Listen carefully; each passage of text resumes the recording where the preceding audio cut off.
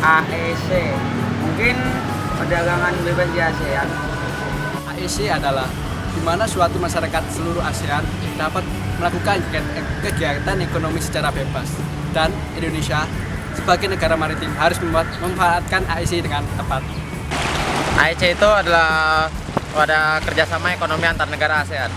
AEC itu sebuah komunitas yang terdiri dari negara-negara di ASEAN untuk mewujudkan perekonomian yang terintegrasi di wilayah ASEAN itu sendiri. Menurut aku sih penting. Penting lah, penting soalnya ntar kita bisa jalan-jalan ke luar negeri sering.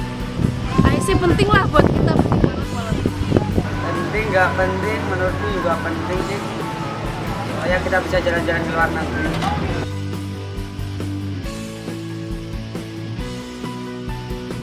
Manfaatnya kita bisa tahu negara-negara di ASEAN dan mengenal banyak orang dari luar negeri lah. Pokoknya seru banget. Manfaat AEC itu meningkatkan kreativitas ekonomi di Indonesia. Manfaatnya membuka lapangan kerja lebih luas. Meningkatkan kreativitas ekonomi Indonesia. Indonesia merupakan negara besar di Asia Tenggara. Terdiri dari 17.508 pulau di Indonesia, yang 2/3 bagiannya diisi oleh air.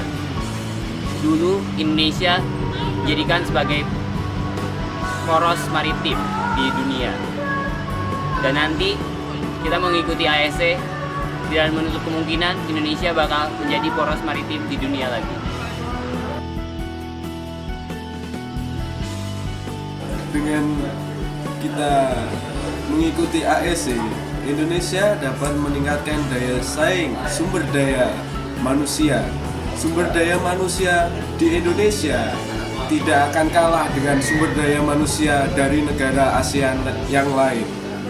Tenaga kerja kita sudah pasti hebat dan tidak kalah, sehingga dapat meningkatkan kesejahteraan masyarakat yang ada di Indonesia ini.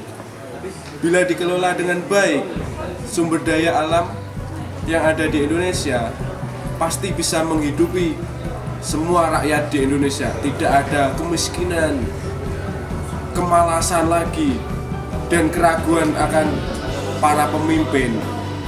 Dan yang terbaik pasti di Indonesia. Di Indonesia akan menjadi negara pengekspor terbanyak yang ada di negara ASEAN.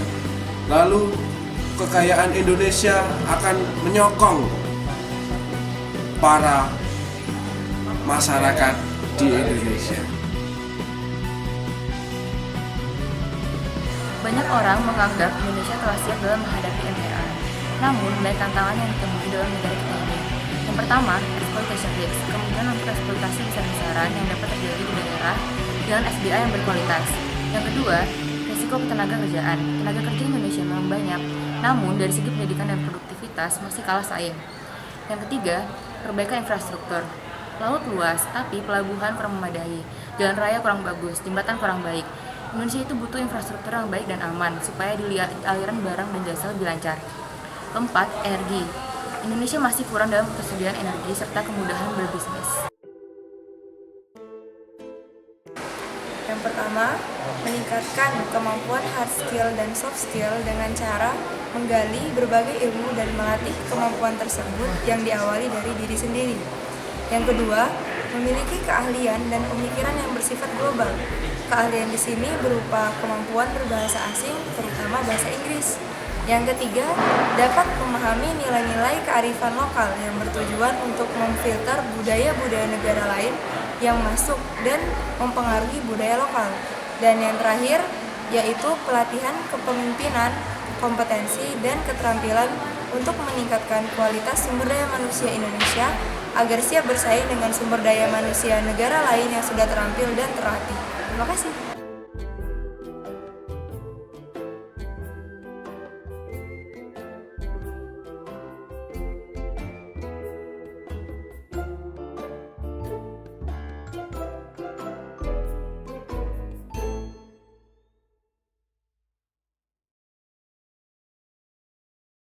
tantangan. Siap hadapi ASE. Siapa takut? Siap hadapi ASE. Siap.